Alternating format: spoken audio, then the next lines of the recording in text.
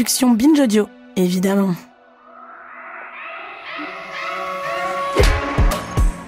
La vie n'est pas juste, tu vois. Moi, hélas, je ne serai jamais roi.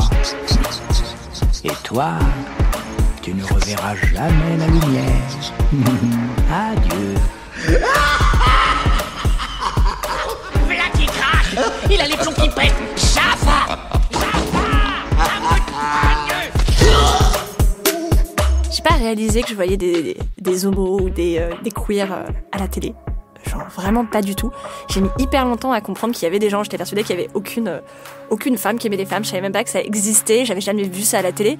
Et en fait, après, en grandissant et en m'éduquant, j'ai réalisé en fait, il y en avait plein partout. C'est juste que je les avais pas vus. Certains parce qu'ils étaient trop discrets et d'autres parce que probablement mon cerveau était pas encore totalement prêt à les voir. Et en revanche, ce qui m'a fait le plus exploser ma tête, c'est quand j'ai commencé à entendre parler justement des personnages, des méchants queer-coded, c'est-à-dire à qui on donnait des caractéristiques qu'on donne d'habitude aux personnes gays, qui étaient méchantes dans tous nos dessins animés.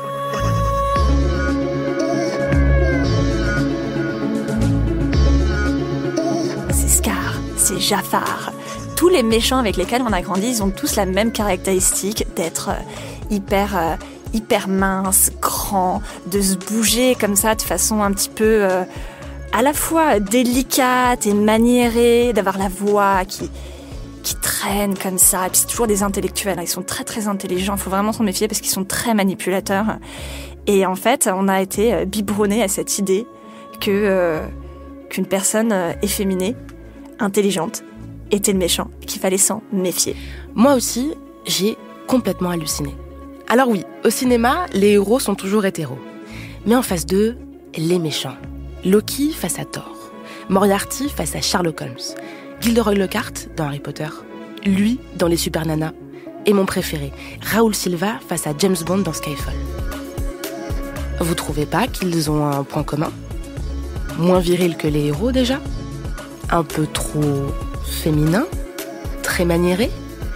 Carrément un peu trop gay ?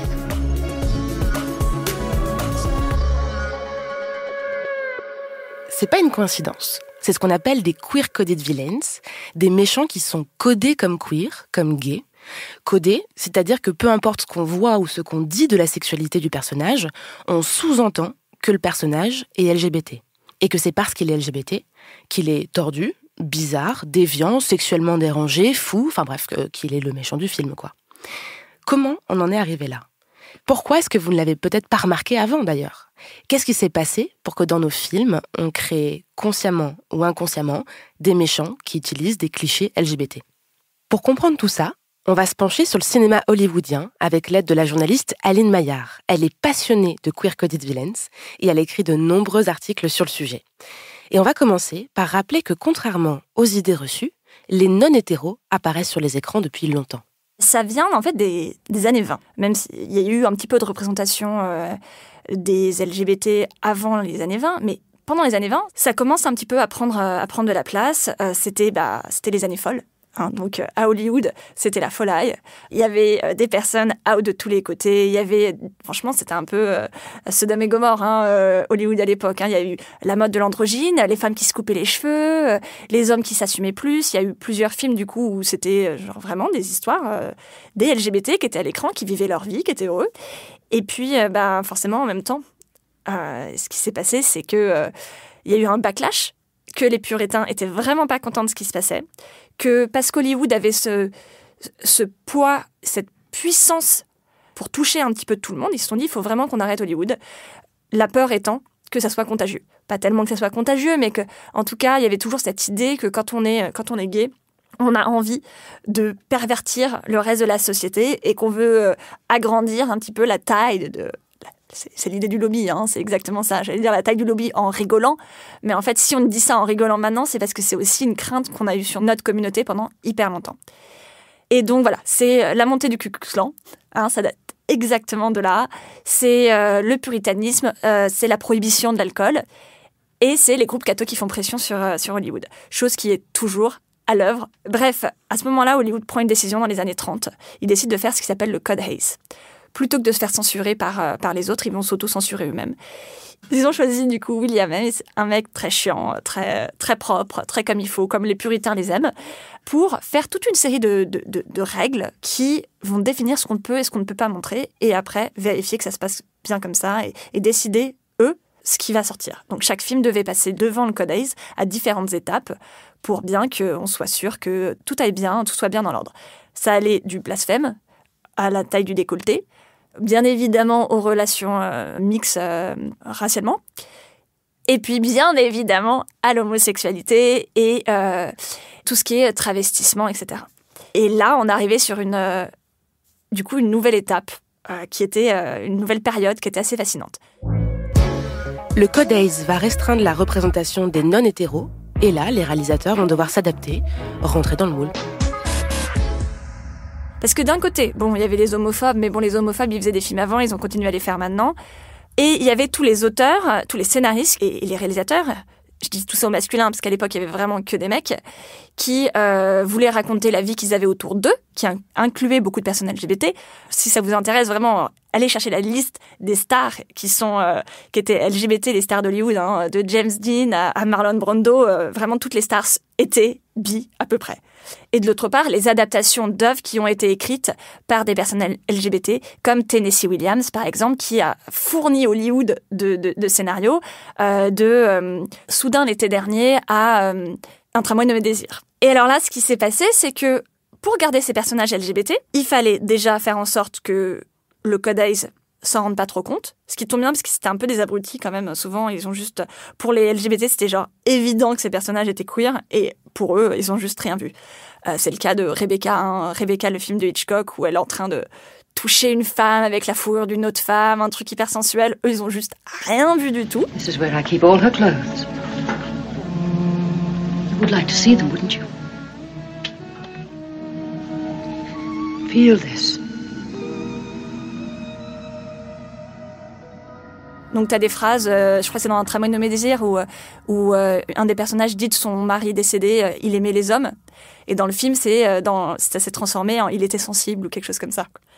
Et puis, du coup, de forcer le trait sur, comme on pouvait pas dire qu'ils étaient gays, forcer le trait sur les caractéristiques qui permettaient de comprendre que quelqu'un était gay. Et c'est de là qu'est venue cette idée que cette représentation du mec efféminé, de cette façon de parler, de se comporter, de s'habiller, cette sensibilité. La sensibilité, du coup, vient aussi avec l'intelligence. Ce qui est génial, c'est qu'on n'a aucun LGBT débile dans les films de toute cette époque. Ça, c'est le côté positif. Et d'autre part, même en gardant toutes ces précautions, on ne pouvait pas vraiment avoir un personnage qui était efféminé et positif. C'était pas possible. Là, je pense que le Code Hayes, ils auraient réalisé ce qui se passait. Et donc, du coup, systématiquement, en fait, les personnages LGBT étaient les méchants. On se retrouve donc avec des personnages LGBT méchants et très stéréotypés. Des hommes très féminins, maniérés, séducteurs. Pourquoi est-ce qu'on a ce cliché sur les hommes gays ? On a été persuadé pendant très longtemps que c'était la seule façon d'être gay.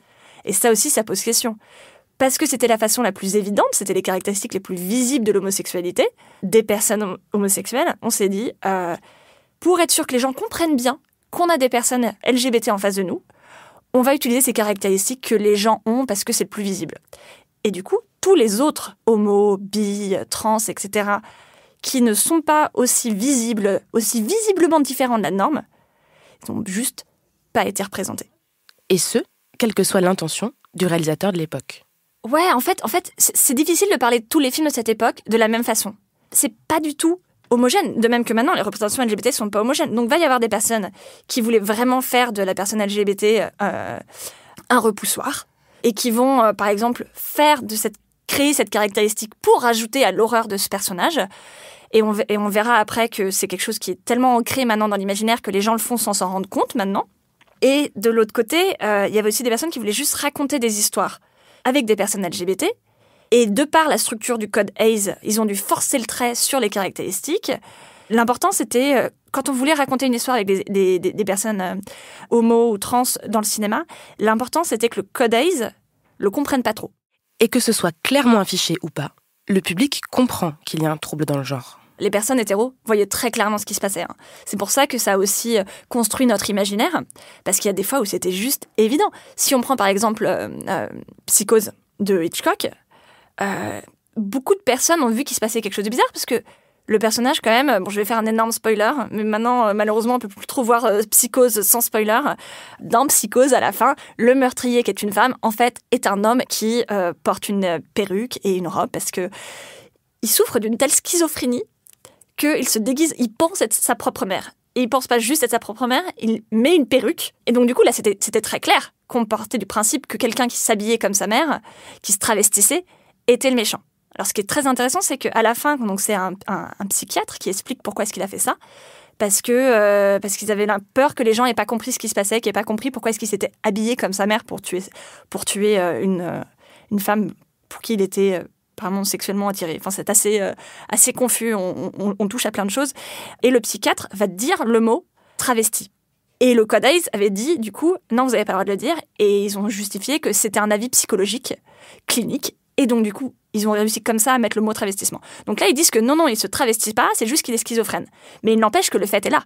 Dans un des plus grands films de tous les temps, on a un homme déguisé en femme qui massacre une femme dans une douche. Une scène qui a inspiré des générations de réalisateurs après, qui fait partie de l'imaginaire collectif. On a tous cette image comme ça, des coups de couteau sans aucune goutte de sang, mais qui sont hyper effrayants. Enfin, peut-être moins maintenant, parce que bon, on a vu pire, mais à l'époque, genre les gens tombaient dans les pommes dans la salle de cinéma, quoi.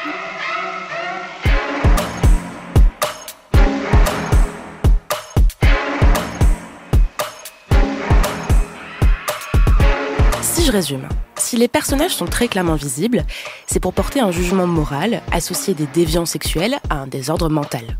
Mais parfois, il y a des ovnis, et le plus évident n'est pas censuré. Et alors là, il y a un film de Hitchcock que j'ai vu hier soir, donc je suis au taquet dessus, qui s'appelle La Corde de Hitchcock, qui est un super bon exemple parce que le Codex a rien vu. C'est un film, un huis clos, un dîner, qui se passe chez un couple d'hommes. Ils habitent ensemble, ils sont tout le temps ensemble. Tout le monde a l'air de se comporter comme si c'était normal qu'ils soient ensemble toute la journée, qu'ils partent le soir même dans leur maison de campagne. C'est vraiment un couple. Ils s'engueulent comme un couple. Le Codex, il a rien vu. Il a rien vu. Ils n'ont pas vu que c'était un couple. Ils n'ont pas vu qu'ils étaient effectivement légèrement efféminés. Mais c'était quand même, quand on regarde ça maintenant, c'est génial comme film. Mais il est génial, il est tellement drôle. C'est juste un couple d'hommes gays qui décident de tuer quelqu'un juste pour voir s'ils peuvent ne pas être pris. Ah oui, pardon, faut quand même rester des tueurs et des déviants, parce que sinon, bon... Être hors norme, être l'autre, de toute façon, tous les films, tous les méchants, c'est toujours les autres, ceux qu'on comprend pas. Et donc, du coup, être hors norme, ça cachait forcément une maladie mentale. De toute façon, c'est une époque où l'homosexualité était considérée comme une maladie par, littéralement, tous les organismes de psychologues du monde entier. Donc, il y avait cette idée qu'ils étaient forcément malades, qu'ils étaient forcément sexuellement dépravés. Et donc, du coup...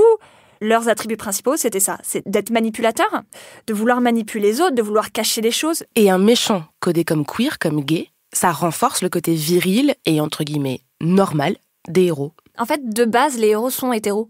Et de base, tous les hétéros, surtout jusque dans les années 60, étaient virils.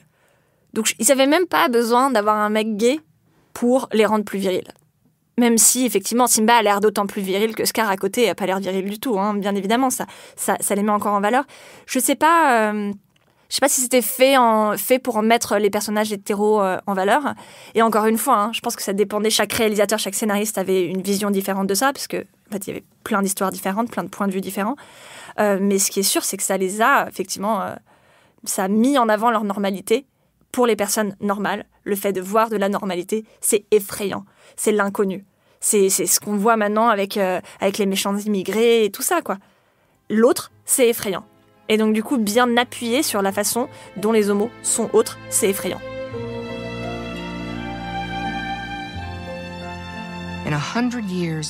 En 100 ans de films, l'homosexualité a rarement été représentée sur les écrans. Et quand c'était le cas, c'était quelque chose dont on devait rire, avoir pitié, ou même avoir peur.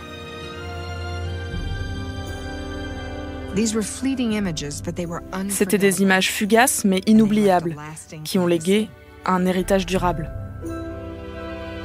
Hollywood a dit aux hétéros ce qu'il fallait penser des LGBT. et aussi ce que les LGBT devaient penser d'eux-mêmes. Personne n'a échappé à cette influence.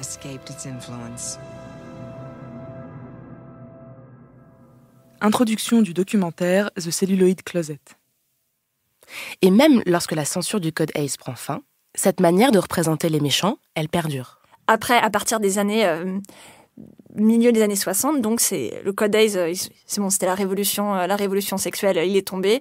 Et progressivement, il y a eu de plus en plus de représentation de la sexualité LGBT. Et donc là, on a eu des méchants qui étaient plus agressifs sexuellement. On parlait tout à l'heure des lesbiennes, mais il y a vraiment ce trope, donc ce cliché un peu, cette structure narrative qui est sortie de la lesbienne prédatrice. C'est comme ça qu'on l'appelle, mais on la voit, parfois on en rit. Je pense par exemple à Scream Girls, Ryan Murphy, qui du coup adore jouer des clichés sur les LGBT, étant lui-même grand défenseur, l'ange gardien des LGBT à la télé. Dans Scream Queens, il y a effectivement la lesbienne butch qui essaye de séduire toutes les nanas. Et voilà, ça fait partie des clichés avec lesquels du coup on s'est un peu construit et les réalisateurs se sont construits. Dans cet épisode, on vous parle uniquement des méchants des films. Mais heureusement, à un moment, le cinéma hollywoodien se met à représenter des personnages LGBT de plus en plus normaux, complexes, humains, tout simplement, et ça, à partir des années 80 et la crise du sida. Mais avoir des personnages LGBT de plus en plus positifs et réalistes, ça n'empêche pas d'avoir, en même temps, des queer-coded villains, des méchants codés comme gays.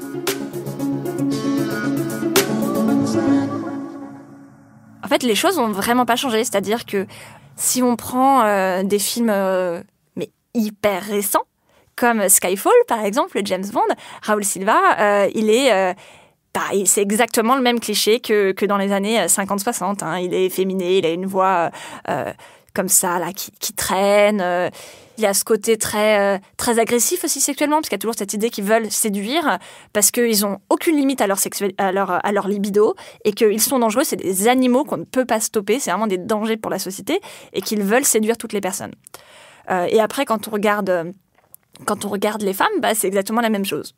Les personnes, les vilaines lesbiennes, mais plutôt les bi, c'est d'ailleurs plus souvent des bi, il n'y en a pas beaucoup, mais quand il y en a, là je pense à Kalinda Sharma par exemple dans The Good Wife, et elle a ce côté très, très sexuel.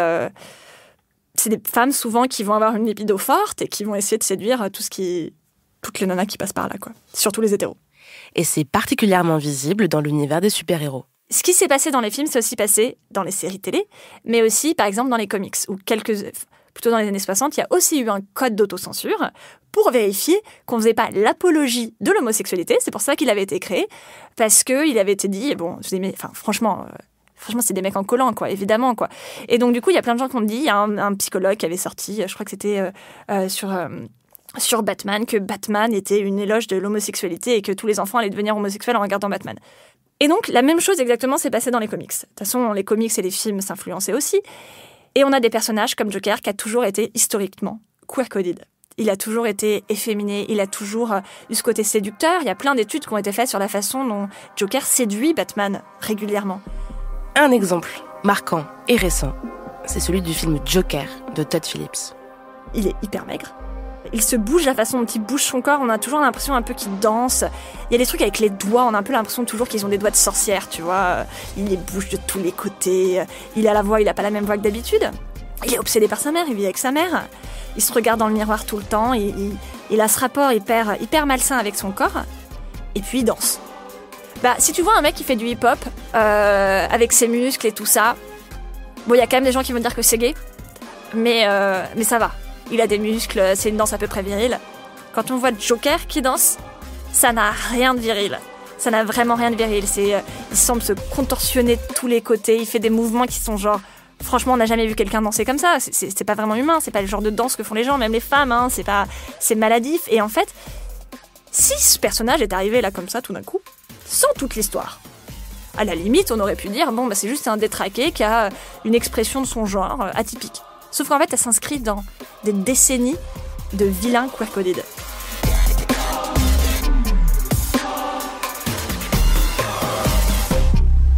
Et c'est là que ça fait particulièrement mal, parce que ça reproduit ce cliché de toutes ces années avant.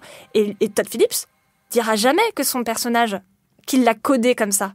Et je sais même pas si c'était volontaire. Bon, c'est quand même un mec qui a dit qu'il avait arrêté les comédies parce qu'on peut plus rien dire au moment de la sortie du film. Mais justement, en fait, cette manque de connaissance de toutes ces thématiques fait que peut-être qu'il l'a fait vraiment sans s'en rendre compte. Et peut-être aussi que franchement, il est juste tout simplement homophobe et qu'il savait exactement ce qu'il faisait. Je suis pas dans sa tête. Mais dans tous les cas, c'est problématique qu'il ait fait ce personnage comme ça. Et ça va pas dans le bon sens. Il suffit de regarder ce qui se passe avec les films très très grand public. Les super-héros, les Disney, et c'est déjà pas mal. Si on prend les super-héros, on a eu plein de personnages qui ont été queer-coded récemment. Loki, dans Thor. Enfin, genre, c'est vraiment cet exemple. Maintenant que je vous l'ai dit, vous allez plus pouvoir le voir autrement que comme ça. Il est tout mince. Il a tous ces descriptifs, toute cette attitude dont on a déjà parlé. Il est pas comme les autres, il se sent différent. Voilà, Loki, c'est le queer-coded villain par définition. Tout ça, c'est pas out. Mais si on prend les premiers personnages out, alors là, ça devient marrant. Parce que tous les super-héros qu'on connaît, qui sont identifiés hors écran comme étant LGBT, eh ben, ils le sont jamais sur les écrans. Et là, encore une fois, on peut parler de Thor, mais Valkyrie, par exemple. Tessa Thompson, qui est elle-même bi, je sais plus si c'est défini bi ou pas, mais en tout cas, elle est bi+, quoi. Elle a dit hors écran qu'elle l'avait joué comme une personne bi. Il y avait des scènes qui devaient mettre ça un peu plus en avant, et elles ont été coupées. Et donc, c'est le cas avec plein de personnages. Et donc, on arrive au premier personnage qui devrait être out, et dans Birds of Prey, qui va sortir de DC Comics, bah, c'est un méchant. Ça va être Black Mask.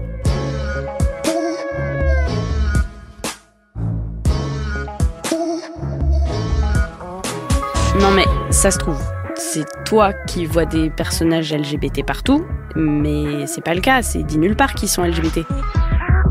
Ouais, c'est vrai. Chacun le lit de façon complètement différente. Et ça dépend de sa connaissance du monde du cinéma, ça dépend de l'idée qu'on se fait de l'expression du rapport au corps des personnes LGBT, ça dépend de la connaissance qu'on a de la communauté. Oui, c'est sûr. C'est sûr, c'est hyper subjectif. C'est exactement pour ça que c'est né. C'est pour que les gens du Code ACE le voient pas et que les personnes LGBT le voient, ou alors c'était fait de sorte à ce que tout le monde comprenne que s'éloigner de la norme, c'était problématique, sans pour autant nommer les choses pour pas leur faire trop de pub. Non mais c'est pas si grave, c'est juste des personnages de fiction. Je vois pas pourquoi c'est si important. En fait, c'est hyper important de comprendre ce qu'on regarde, que ça soit dans les médias, dans les films, dans les séries, comprendre comment est-ce que toutes ces images nous façonnent et comment est-ce qu'elles peuvent nous induire en erreur aussi. Si on comprend pas comment est-ce qu'on a vilipendé une sorte de féminité chez les hommes, comment est-ce qu'on a créé des clichés, on ne peut pas en fait après déconstruire tout ça et essayer d'arrêter de voir les hommes gays comme des manipulateurs à qui on ne peut pas faire confiance. Alors vous me direz peut-être, maintenant il y a peu de personnes qui vous diront ça comme ça, mais inconsciemment, c'est autre chose. Inconsciemment, il y a toujours des gens qui ont tous ces modèles avec qui ils ont grandi dans la tête. Et on voit toujours la féminité comme quelque chose d'anormal, de louche. Il faut être un peu taré pour exprimer son genre comme ça. Donc rien que pour ça, en fait, il faut juste comprendre comment est-ce que les images nous ont influencés pour mieux comprendre ce qu'on pense, pour déconstruire ce qu'on pense, et pouvoir créer du coup des représentations qui sont plus saines. Et ça, c'est important à la fois pour les personnes LGBT qui ont détesté leur féminité. Je pense par exemple aux hommes, mais c'est vrai aussi pour les personnes trans. Quand on voit le nombre de personnages en fait trans, qui étaient pratiquement tout le temps aussi des tueurs. Donc dans Disclosure, l'actrice Jen Richards, elle explique quand elle a fait son coming out trans à une personne, une amie à elle qu'elle estimait très ouverte, instruite, etc. Et que sa première réponse, ça a été comme Buffalo Bill, le serial killer du Silence des agneaux. Bah en fait, voilà, pour toute une partie de la population, les personnes trans, c'était que des serial killers qui littéralement tuaient pour prendre la peau de femmes.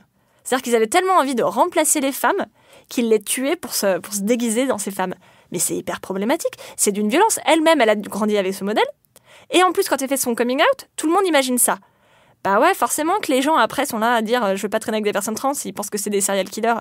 Et ce qu'il faut bien comprendre aussi sur l'éducation, c'est que pour la majorité des personnes, c'est toujours le cas pour les personnes trans, moins pour les personnes homo ou bi, quoique souvent les gens normaux, entre guillemets, ils en connaissent pas. En fait, juste, ils n'ont jamais rencontré de personnes trans, ils n'ont jamais rencontré de personnes bi ou de personnes homo. Et donc, du coup, la seule représentation qu'ils ont, c'est ce qu'ils ont vu à la télé. Et donc, ça va être des serial killers. Ça va être des blagues. Ça va être, tout ça, en fait. Et c'est important de voir comment est-ce qu'on représente cette communauté pour éduquer, en fait, tout simplement. Un film n'est pas censé éduquer, hein. C'est pas ce que je suis en train de dire. Enfin, il y a des films qui éduquent, il y a des documentaires, bien sûr. Mais chaque représentation a un poids.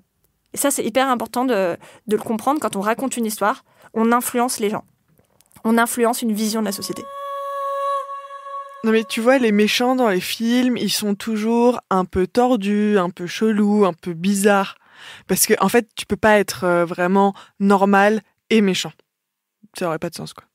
Bah ouais, mais en fait, si on dit ça, ça veut dire, ça sous-entend que l'homo, la bisexualité et la transidentité, c'est anormal. C'est pervers, en fait, c'est ce que ça veut dire.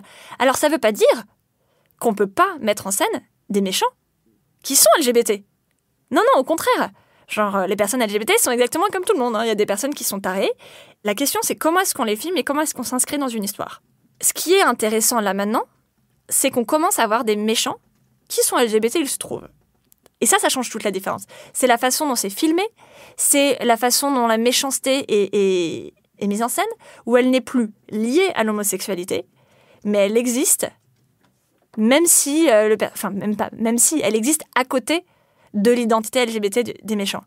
Et il y a eu un petit moment, moi, en tout cas j'ai l'impression que il y a eu un petit moment où on a réalisé qu'on avait vraiment trop eu de queer-coded villains et de méchants qui étaient LGBT, et qu'il fallait avoir des représentations positives des LGBT. Et du coup, on a vu moins de méchants comme ça. On en a quand même vu, hein, mais moins. Et là, maintenant, il y a, je pense qu'on a eu suffisamment de modèles positifs pour qu'on soit capable de se dire maintenant, bah oui, cette personne-là, elle peut être gay et méchante, ça veut pas dire que tous les gays sont méchants, parce qu'on a vu plein d'autres gays qui étaient hyper sympas. Idem pour les trans, idem pour les lesbiennes, les bi, etc. Et ça fait toute la différence. Non mais, méchant ou pas, on voit quand même des LGBT à l'écran. C'est bien toi qui nous parles, H24, de visibilité. Eh bien là, au moins, ils sont visibles, non ? Oui, d'une certaine façon. c'est la grande question. Oui, je pense que pour les hommes gays des années 60, voir la corde, c'était cool. C'était cool. Ils voyaient un couple qui vivait sa vie de couple, un couple tordu, d'accord, de psychopathes, mais ils voyaient quand même un couple. Je pense qu'on mérite un petit peu mieux que ça, quand même. Et on mérite des méchants, en fait, qui soient pas définis par le fait qu'ils sont queer, tout simplement. Et d'ailleurs, en fait, on voit que depuis qu'il y a des représentations positives, et quand je dis positives, je veux même pas dire que c'est des gens gentils, je veux juste dire que leur identité LGBT a bien évidemment un impact sur qui ils sont dans la vie, parce que c'est une évidence, on est forcément défini par nos expériences passées et par les LGBT-phobies qu'on a vécues ou pas, et par les modèles qu'on a vus, avec lesquels on a grandi.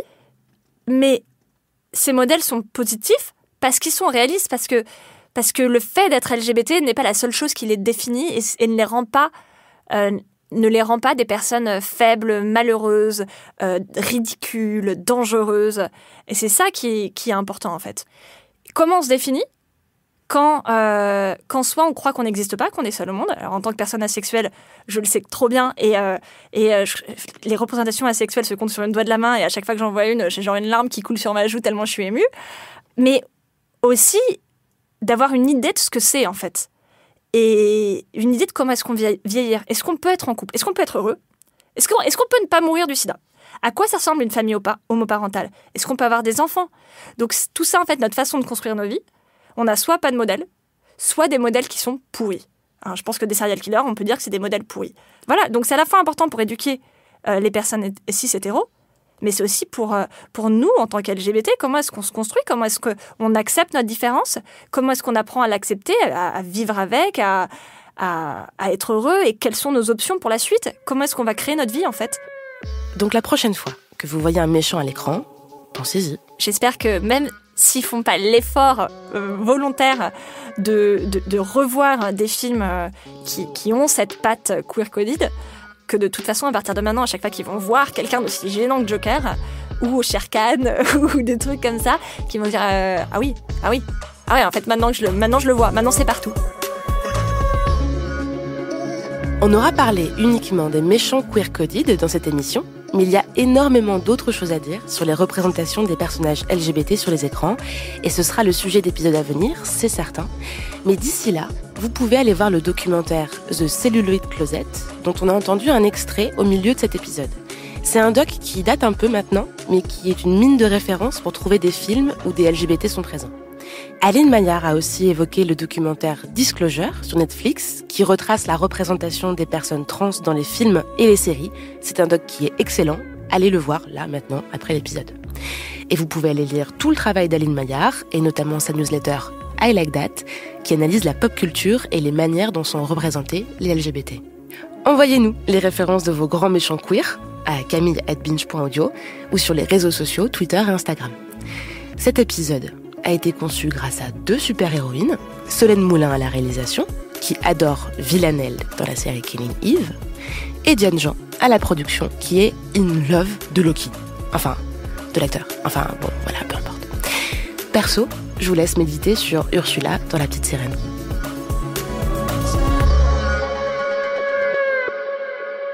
Dans le prochain épisode, on analyse une révolution lente mais bien présente. Un changement progressif mais qui tend assez violemment les gens. On se demande si l'hétérosexualité est en crise. Rien que ça, ouais.